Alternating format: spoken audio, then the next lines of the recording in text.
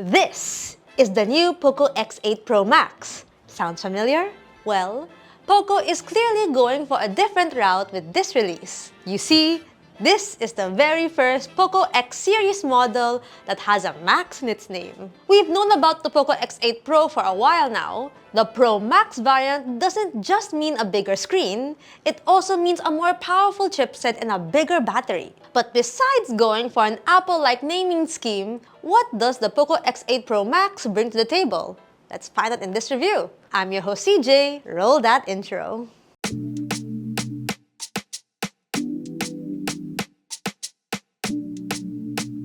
So not only does the naming scheme sound familiar, the looks are pretty much the same case too. The POCO X8 Pro Max reminds me a lot of the base iPhone 17, although technically, the design is just a carryover of last year's POCO X7 Pro. There's the pill-shaped camera deco on the upper left corner, but the lenses are now leveled with the raised module itself. And instead of a more obvious two-tone finish, it looks to have a one-hole slab with some subtle decorative lines on the right side. Our unit is in the white colorway, sporting a satin-like finish. And while it is fairly resistant to smudges, the material itself feels plasticky in hand. It does have a flat edge design and the frame does feel metallic to the touch. For I/Os, we have the usual layout here. A color-accented power button and the volume rocker on the right side, one of the speakers and mic up top, the SIM tray, another mic, the USB-C port, and another speaker grill are found at the bottom, and there's nothing on the left side. Of course, there's an IR blaster here, but it's hidden somewhere on the back panel, probably on or beside the camera decor. Now, in terms of extra protection, I'm happy to report that the POCO X8 Pro Max is IP68 rated for dust and water resistance. Now, this phone being a Pro Max version, of course, it boasts a large 6.83-inch AMOLED display with a 1.5K resolution and 120Hz refresh rate. It has a peak brightness of 2500 nits, typical brightness at 800 nits, and in HBM, it can go up to 2000 nits. This means when I was using this outdoors, I could still see the screen clearly. No complaints here whatsoever. The screen offers sharp details, vibrant colors, and deep true blacks. I also like how thin and uniform the bezels are. It just makes the large screen more immersive. Speaking of immersion, the phone supports dual stereo audio with Dolby Atmos support, and the audio quality is decent, but it's loud for the most part. The highs come through clearly, although the mids could get a little more presence and the bass doesn't have a lot of punch, but you can still hear it quite a bit. The audio is loud enough and can fill a small room. It even has up to 400% volume, but the audio gets muffled at that point, so I usually set the volume a notch below 100%.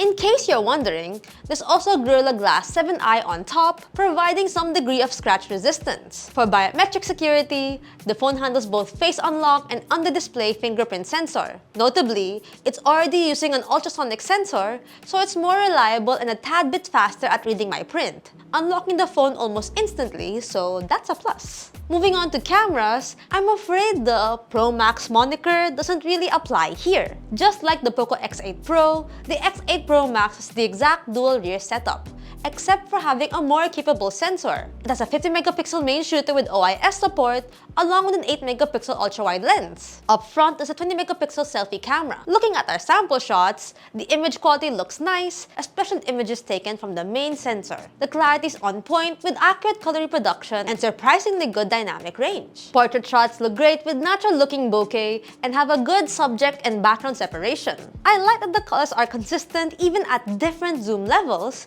and the ultra-wide lens can actually capture nice wide-angle shots with decent clarity. Selfies look nice too, providing fairly accurate skin color and texture. Weirdly enough, the video capture looks a little bit dull and dimmer, almost like a gray filter. The phone can shoot 4K videos at 60 FPS from the rear, and both the ultra-wide and selfie cameras are capped at 1080p at 30 frames per second. Overall, video quality is still mostly good with decent clarity and well-stabilized footage. Hi guys, this is JM and this is a sample video from the POCO X8 Pro Max using the front camera, and it's shooting at 1080p at 30 FPS. This is what it looks like, and what do you think about the audio and image quality? Let us know in the comments below.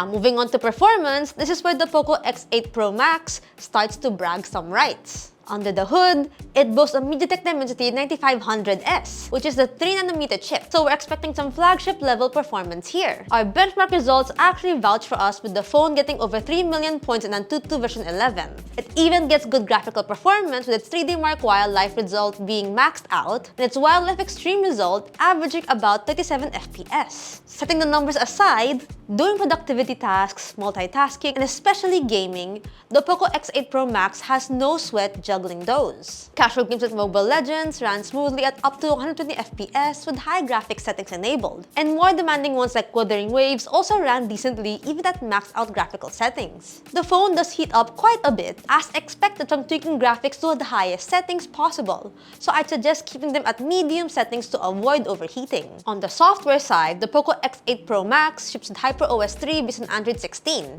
This being a POCO phone though, expect some heavy ads and bloatware here and there. The UI design is pretty much the same inspired look as before, though it gets smoother animations and more customization options, especially in the lock screen. One thing to note here is that POCO finally enables advanced textures in the settings. Of course, there are the usual functionalities here, including multitasking features like split screen floating windows. There's also the Hyper Island if anyone's wondering. The phone also comes with Xiaomi Hyper AI features, which if I'm not mistaken, was only exclusive with the POCO F series, and some high-end models from the Xiaomi brand itself, so that's a welcome addition here. In terms of update policy, however, POCO has yet to announce how long it will support the X8 Pro Max. But if they are to maintain its software pledge from before with the POCO X7 Pro, we can expect at least 3 major OS upgrades and 4 years of security patches. Battery-wise, the X8 Pro Max packs a massive 8500 mAh battery, and the bump in capacity is no joke. In our video loop test, the phone managed to get 33 hours and 20 minutes of runtime. That's honestly a good number. While the phone supports 100 watts of wired charging, our unit did not come with a charging brick in the box, unfortunately. There was only the charging cable. That's it. Using a compatible Xiaomi charger though, was able to refill the battery from 0 to 100 in just over an hour. There's no bypass charging here, but POCO did add what it calls smart charging that automatically adjusts charging speed based on battery level, temps, and whatnot. Also, no wireless charging here, but that's fine since this ain't a flagship model anyway. Connectivity-wise, the X8 Pro Max gets all the essentials here, including dual nano SIM with 5G, Wi-Fi 7, Bluetooth, NFC, and the stable IR blaster. What I really like in this part is it finally supports eSIM, and that's always going to be a plus in our book, especially for a mid-range phone. So after covering all the bases, what do we think about the POCO X8 Pro Max? To put it to perspective, POCO's X series has always been about delivering the best value for money in the sub 20,000 peso price range. The POCO X8 Pro Max seems to be expanding from that, now maximizing flagship level performance while still potentially having a more competitive pricing. It's still a POCO X series model after all. I wonder what will happen now with the base POCO F8 model. One will ever come out, that is. However, with the RAM and storage drive soaring high in prices, it's probably safe to assume that the POCO X8 Pro Max or any new smartphone release for that matter will all be more expensive from now on. But if POCO is able to keep the prices low for the POCO X8 series, just like what they did with the F8 series, then it's easily going to be one of this year's most compelling options. Period. But what do you think of the POCO X8 Pro Max? Will you get it anytime soon? We'd love to hear thoughts in the comment section below. If you find this video helpful or informative, give us a thumbs up. Subscribe to the channel at that bell icon to most of our future uploads. See us on our socials as Facebook, Instagram, X, and TikTok, and see YouGoTech.com for latest tech news and reviews. Once again, this has been CJ, and I'll see you guys in the next video. Bye! See you later!